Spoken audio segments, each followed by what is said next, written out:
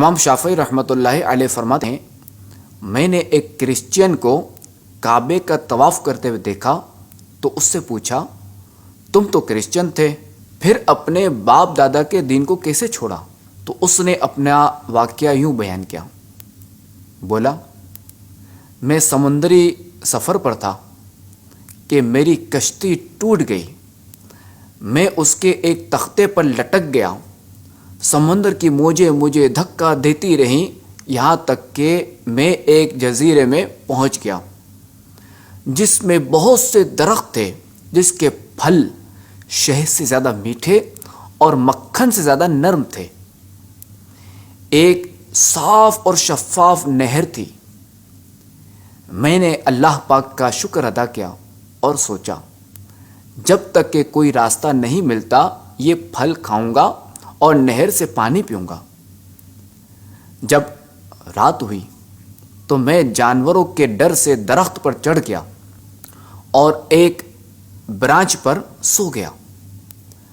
رات کا کچھ حصہ گزرنے کے بعد میں نے پانی کے اوپر ایک جانور کو دیکھا جو بڑی عمدہ زبان میں تسبیح کر رہا تھا، جس کا مفہوم کچھ یوں بنتا ہے، اللہ عزیز و جبار کے سوا کوئی معبود نہیں، محمد مصطفیٰ صلی اللہ علیہ وسلم اللہ کریم کے رسول اور چوزن نبی ہیں، ابو بکر ان کے غار کے رفیق ہیں، عمر فاروق شہروں کو فتح کرنے والے، عثمان غنی گھر میں شہید، اور علی کفار پر اللہ قہار کی تلوار ہیں۔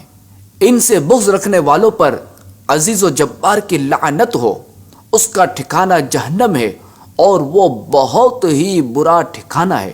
وہ جانور یہی کلمات بار بار دہراتا رہا۔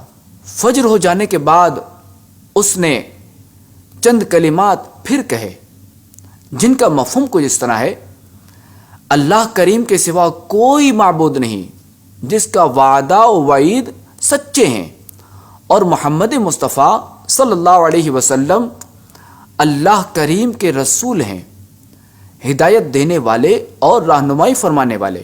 ابو بکر کو صحیح رائے کی توفیق دی گئی۔ عمر بن خطاب کفار پر لوہے کے کیچ کی طرح سخت ہیں، عثمان غنی فضیلت والے شہید ہیں، اور علی بن ابی طالب زبردست قوت والے ہیں۔ ان سے بغض رکھنے والوں پر رب مجید کی لعنت ہو۔ جب وہ جانور خشکی پر پہنچا تو میں نے دیکھا کہ اس کا سر شتر مرغ جیسا، چہرہ انسان جیسا، ٹانگیں اونٹ کی ٹانگوں کی طرح اور دم مچھلی کی دم جیسی ہے۔ میں خوف سے بھاگنے ہی والا تھا کہ اس نے مجھے دیکھ کر کہا، رک جاؤ ورنہ ہلاک ہو جاؤ گے۔ میرے رکنے کے بعد اس نے مجھ سے میرا دین پوچھا تو میں نے کہا، کرسچن ہوں۔ اس نے کہا، اے نقصان اٹھانے والے، بربادی ہے تیرے لیے، دین اسلام قبول کر لے کہ تو مؤمنین جنات کی قوم میں پہنچ چکا ہے، سوائے مسلمان کے ان جنات سے کوئی نجات نہیں پا سکتا۔ تو میں نے پوچھا، اسلام کیسے لاؤں؟ اس نے بتایا، اس بات کی گواہی دے کہ اللہ کریم کے سوا کوئی معبود نہیں اور محمد مصطفیٰ صلی اللہ علیہ وسلم اللہ کریم کے رسول ہیں۔ چنانچہ میں مسلمان ہو گیا۔ پھر اس نے کہا، تیرا اسلام کامل تب ہوگا جب تو چاروں خلفاء سے راضی رہے گا۔ میں نے کہا، تمہیں یہ بات کیسے معلوم ہوئی؟ اس نے جواب دیا، ہماری جنات کی ایک قوم آخری نبی صلی اللہ علیہ وسلم کی محفل میں حاضر ہوئی۔